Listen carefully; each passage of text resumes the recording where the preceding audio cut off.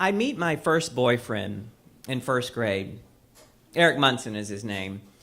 We meet during gym class the way most budding homosexuals meet, far on the sidelines of the playing field. He likes my copper red hair. I like his aqua blue eyes. It's 1974, and we're both in Mrs. Chambers' class in Bumfuck, Texas. Now, while the other boys are playing a savage game of dodgeball, Eric and I are discussing our favorite episodes of Bewitched. The sitcom about a beautiful blonde witch, Samantha, married to a mortal Darren, and her drag queen of a meddlesome mother, Endora. Now, pretty soon we're playing Bewitched every day, but in our Bewitched, Darren doesn't exist. I play Samantha. Eric is so homosexually advanced, he plays Endora. Now, he can perfectly mimic her drag queen gestures. So he casts spells with a tornado of whirling arms and arched eyebrows and sucked-in cheekbones. Eric could always outdo me on the Sissy Fabulous scale. In the afternoons during coloring time, he makes me love poems on manila paper. Roses are red, violets are blue, your red hair is pretty, and so are you. In the evenings, we have long phone conversations. I cradle the receiver between my ear and shoulder so that I can lethargically twirl this long, squiggly cord like a jump rope. Or I can mock file my nails. And I always end the conversation the same way. Well, let me let you go. Which is how my mother ends her phone conversations when it's really she who wants to be let go. It's the Southern way of dropping someone. Now, Mrs. Chambers is as equally enamored of me and my red hair, and my feelings for her are mutual. She has a big personality, and while she fosters creativity in the classroom, she still has strict ideas of how boys and girls should behave. And I remember when I show her one of Eric's poems that he's made for me, she doesn't smile, she just stares at it and says, "Well, now, isn't that something?" But she has big hair, bright makeup that's punctuated by frosted pink lips. She's like a movie star to me. And I'm a precocious child, so I favor the company of adults over other children most of the time. So much so that I often spend after-school afternoons as her little helper. And on one of those afternoons, she calls me over to her desk. "Jamie, I want to have a little talk with you." I love little talks with big people. I run over to her desk.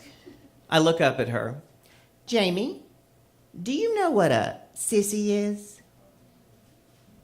My eyes zone in on her frosted pink lips as she says the word sissy. I think so. I don't know if I really know or if I intuitively know, but I feel like I'm in trouble. "Well, Eric might be one, and the other boys might think you're one too if you hang around him too much. Maybe you should take a little break from him for a while." Then she ruffles my red hair and winks. "Just something to think about." I don't know how much I thought about it, but after that conversation, every time Eric came over to my house to play, I made up excuses why I couldn't. And the last time I see him, I remember he's standing on my front porch after I've told yet another lie of why I can't play. I think I said I was going to be playing Bonanza with the other boys down the street. We both knew that excuse was a lie. He doesn't protest. He just says limply, "Okay." His aqua blue eyes are moist. To break the awkward silence, I say the only thing I can think of. "Well, let me let you go." And he gets on his bike and he pedals away. Now, when I hit junior high, I have an epiphany. Mrs. Chambers is right. Eric is a sissy. And you know what? So am I. I get on my bike and I ride over to his house, determined to resume our game of Bewitched, but maybe be Darren to his Samantha. I ring the doorbell. A strange man answers.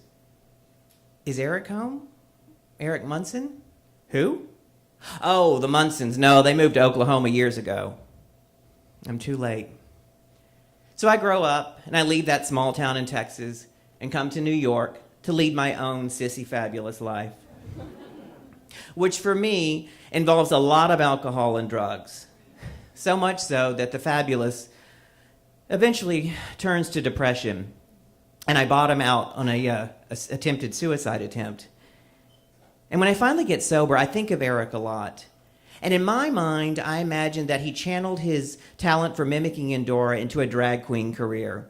And I can see him backstage doing lines of coke and downing too many cocktails before planting size 13-inch heels on a stage and flawlessly lip-syncing to Cher's "If I Could Turn Back Time."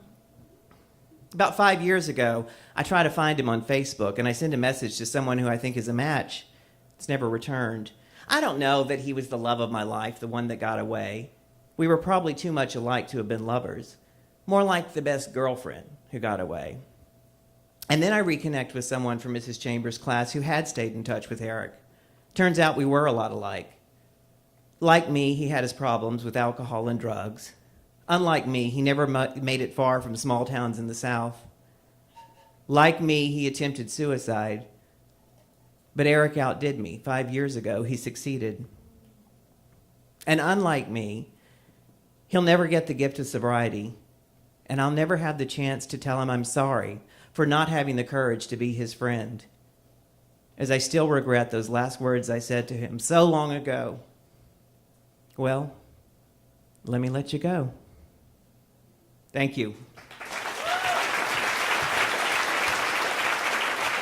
Jamie Brickhouse.